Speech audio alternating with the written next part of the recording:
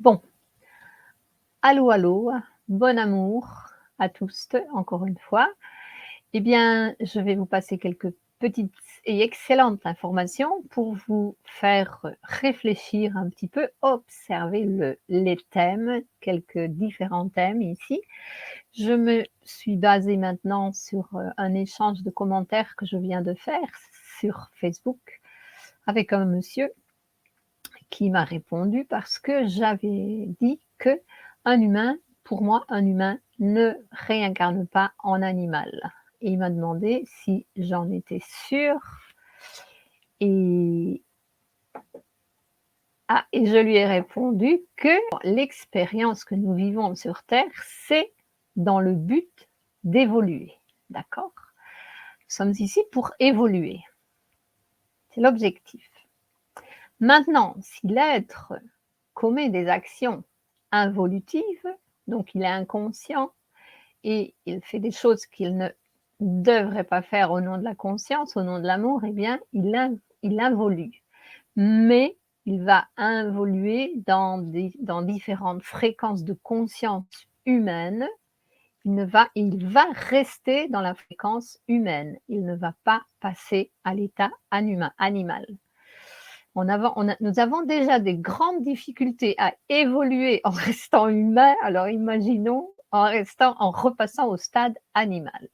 Et je sais qu'il y a une philosophie qui dit que c'est possible.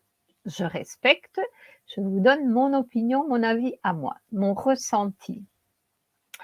Alors, ce monsieur m'a répondu que, comme il a des capacités de clairvoyance et des capacités énergétiques, et c'est merveilleux cela, il m'a dit qu'à plusieurs reprises, en sauvant des animaux qui étaient vraiment maltraités, il avait vu que ces animaux étaient dans une vie passée, ils étaient des humains, ils étaient genre nazis ou des nazis même, et qu'ils étaient maltraités de cette façon-là pour payer leurs dettes karmiques.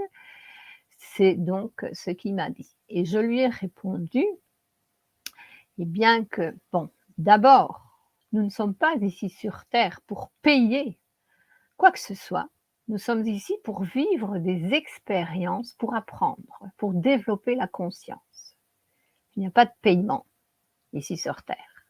Parce que, on nous l'a bien dit, nous ne devons juger point personne, puisque Dieu ne nous juge pas. Pour qu'on paye une dette, il faut qu'on soit jugé, n'est-ce pas? Ça, c'est le système de la planète Terre, des humains qui pensent comme ça. Alors, vu qu'il a vu avec son troisième œil, il a eu cette vision, eh bien, je lui dis: «Oui, je n'en doute pas que vous ayez vu cela parce que je suis consciente que le troisième œil, la troisième vision peut être manipulée et je peux vous garantir qu'elle l'est très, très souvent». Voilà. Parce que les êtres dont on ne veut pas qu'on parle, donc ça me réfère à la vidéo antérieure, qui ne veulent pas qu'on parle de ce système, eh bien oui, ce sont des experts dans la production d'images, aussi bien sur le troisième œil, des visualisations, que dans les rêves. Donc moi, je me méfie de tout cela.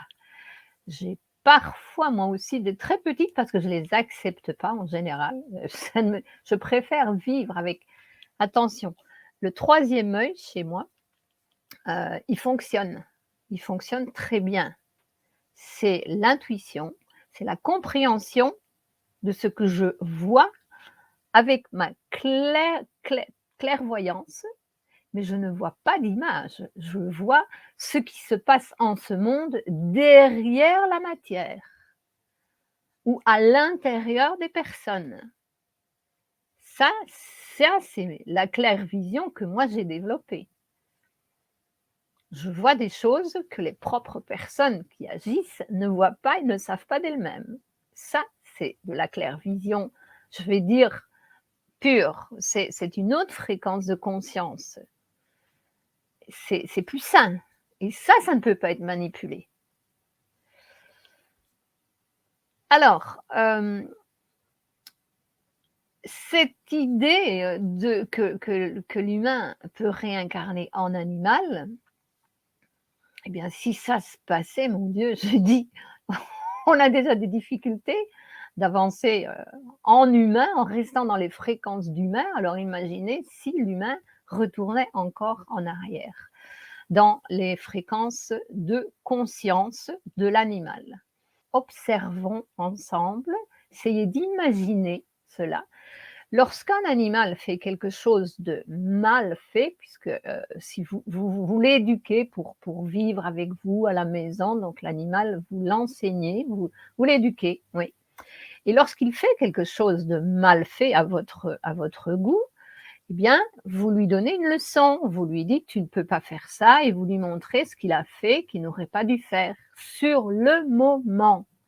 Et là, peut-être avec 1, 2, 3 reprises, ça dépend aussi de l'état de conscience de l'animal, il va apprendre sa leçon et il arrêtera, il ne refera plus la même chose.